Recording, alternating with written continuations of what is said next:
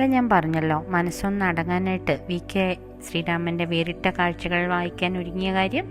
വായിച്ച് 169 70 ആ പേജിലെത്തിയപ്പോഴാണ് എന്തൊക്കെയാണ് ഈ നമ്മുടെ നാട്ടിൽ നടന്നത്. വെറുതെ അല്ല, കേര കർഷകരെന്നല്ല, സർവ്വമാന കർഷകരും പട്ടിണി കിടക്കുകയും കൃഷി അനുബന്ധ കാര്യങ്ങളുമായിട്ട് ഇതുകൊണ്ട് മുന്നോട്ട് പോകാൻ പറ്റില്ല നടക്കുകയും, ഒരു പക്ഷേ എൻ്റെയൊക്കെ തലമുറ ആയപ്പോൾ തന്നെ സുല്ലിട്ടിട്ട് ചെറിയ ജോലിയാണെങ്കിലും അപ്പോൾ അവർ ജോലി മതിയെന്ന് തീരുമാനിക്കുകയൊക്കെ ചെയ്തതെന്ന്. ശരിക്കും നമ്മൾ ഇപ്പോഴും കർഷക സമരം എന്നൊക്കെ പറയുമ്പോൾ അതിൻ്റെ എത്രത്തോളം ഗ്രാവിറ്റിന്ന് നമ്മൾ അറിയാത്ത ജനതയും കൂടിയാണ് നമ്മൾ.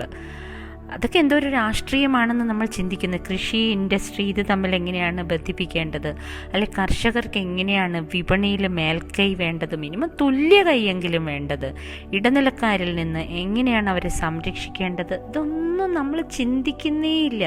നമ്മളെന്തോ ഈ പറഞ്ഞ പോലെ ആരോ എഴുതിയൊരു, എൻ്റെ ഒരു കൂട്ടുകാരി ബഹി എഴുതിയിട്ടുണ്ടായിരുന്നു അതിനെക്കുറിച്ച്. സ്വിച്ച് ഇടുമ്പോൾ അരി വന്ന് വീഴുന്ന, സ്വിച്ച് ഇടുമ്പോൾ പാല് വന്ന് പിഴയുന്ന, സ്വിച്ച് ഇടുമ്പോൾ എന്തോ പച്ചക്കറി, എക്സാക്ട് വേർഡ്സ് അല്ല കേട്ടോ, ഞാനൊന്നും വായിച്ച ഓർമ്മ പറയാം. അതുപോലെ എന്തോ ഒരു കിനാവിലുള്ള കുറേ ഭരണാധികാരികളും അത്തരം കിനാവിൽ തന്നെ ജീവിക്കുന്ന കുറേ പ്രജകളുള്ള ഒരു നാടിനെ കുറിച്ച് ബഹി എഴുതിയിട്ടുണ്ടായിരുന്നു. ഇത് വായിച്ചപ്പോഴാണ് ഈശ്വര, ഇതാ ഒരു കോക്കനട്ട് ഇൻഡസ്ട്രി എന്ന പേരിലാണ് ശ്രീരാമേട്ടൻ ഇത് എഴുതിയിരിക്കുന്നത്. അത് രാമസ്വാമി അയ്യർ എന്ന ഒരാൾ, അദ്ദേഹത്തിൻ്റെ ജീവിതം എങ്ങനെയാണ് വേറിട്ട കാഴ്ചയായത് എന്നതിനെക്കുറിച്ചാണ്. അതിൻ്റെ തുടക്കം 1973 ഒരു പ്രഭാതത്തിൽ നിന്നാണ്. അവിടെ ദ ഹിന്ദു പത്രം വായിച്ചുകൊണ്ടിരുന്നപ്പോൾ ഒരു വാർത്ത കണ്ടത്രേ, വെസ്റ്റ് ജർമ്മനിയിലെ കിറോസ് മർവി എന്ന കമ്പനി ഒരു പുതിയ യന്ത്രം മാർക്കറ്റിൽ ഇറക്കാൻ പോകുന്നു. ജർമ്മനിയിൽ വിജയകരമായി പ്രദർശനം നടത്തിയിട്ടുണ്ട്. പച്ച നാളികേരത്തിൽ നിന്ന് കൊപ്രയാക്കാതെ തന്നെ വെളിച്ചെണ്ണ ഉൽപ്പാദിപ്പിക്കുക. ആ യന്ത്രത്തിന് മണിക്കൂറുകൾക്കുള്ളിൽ പച്ച നാളികേരം വെളിച്ചെണ്ണയായി മാറും. ചിരട്ടയിൽ നിന്ന് ആക്ടിവേറ്റഡ് കാർബൺ, തേങ്ങാ വെള്ളത്തിൽ നിന്ന് കോക്കനട്ട് ഹണി എന്ന മധുരപാനീയം, പീരയിൽ നിന്ന് മധുരപലഹാരം, ചികരിയിൽ നിന്ന് കയറും, ഇതെല്ലാം ഉണ്ടാക്കുന്ന ഒരു ഉപകരണം കണ്ടുപിടിച്ചത്. That is in 1973.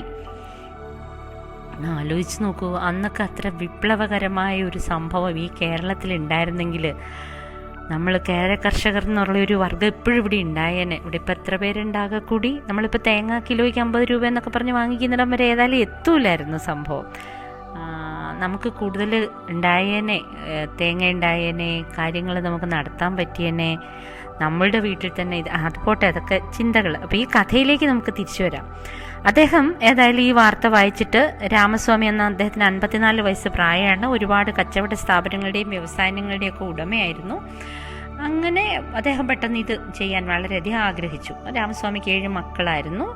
അവർ രാമസ്വാമിയെ വ്യാപാര സ്ഥാപനത്തിൽ അവർ സഹായിക്കുന്നുണ്ടായിരുന്നു. രാമസ്വാമി എന്ന പൊന്നാനി ചേംബർ ഓഫ് കൊമേഴ്സിൻ്റെ പ്രസിഡന്റ്, 1-ൽ കൂടുതൽ ഇൻ്റർനാഷണൽ ക്ലബ്ബുകളിൽ അംഗമായിരുന്നു.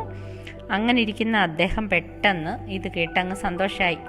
അപ്പോൾ അവർക്ക് എഴുതി, കിറോസ് കമ്പനി മർഫിയുടെ ടെക്നിക്കൽ ഡയറക്ടർക്ക് വാർത്ത വായിച്ചു എന്നും പറഞ്ഞ് എഴുതി. ഈശ്വരയ്യർ ഓയിൽ മിൽസിൻ്റെ ലെറ്റർ ഹെഡിൽ സ്റ്റെനോഗ്രാഫർ വീരമണി ടൈപ്പ് ചെയ്തു. അപ്പോൾ അവർ തിരിച്ചെഴുതി 30 ദിവസത്തിനാൽ ജർമ്മനിയിൽ നിന്ന് മറുപടി പറഞ്ഞു. കത്തയച്ചതിന് വളരെ നന്ദി. ഇന്ത്യയിൽ നിന്ന് താങ്കളെപ്പോലെ പല വ്യവസായ പ്രമുഖരും ഞങ്ങളോട് ഇത് ചോദിച്ചിട്ടുണ്ട്, അതുകൊണ്ട് ഇവിടെ അതിൻ്റെ ഒരു പ്രദർശനം നടത്തുന്നുണ്ടെന്ന് പറഞ്ഞ്. ഇനിയാണ് രസം. അപ്പോൾ പ്രദർശനം വന്നു.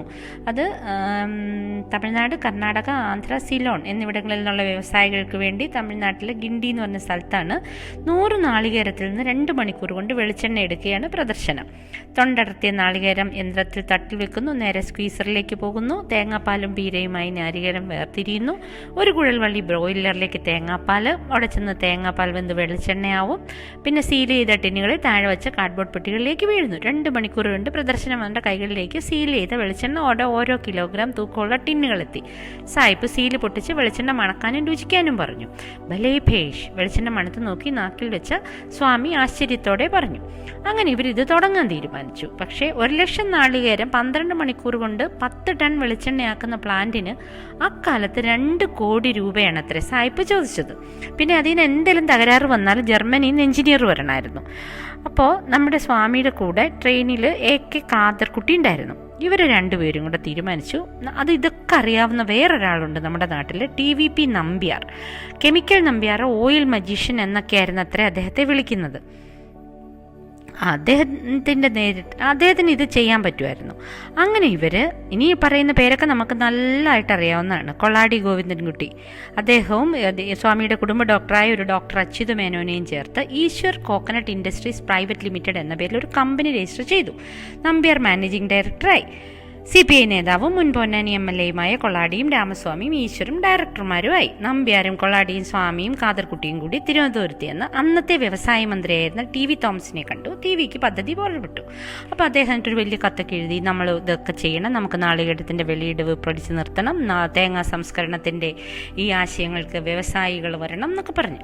അങ്ങനെ 1976 ജനുവരിയിൽ 21 ഏക്കർ തെങ്ങിൻ തോപ്പിൻ്റെ പടിഞ്ഞാറ് ഭാഗത്ത് ഇതിന് തറക്കല്ലിട്ടു.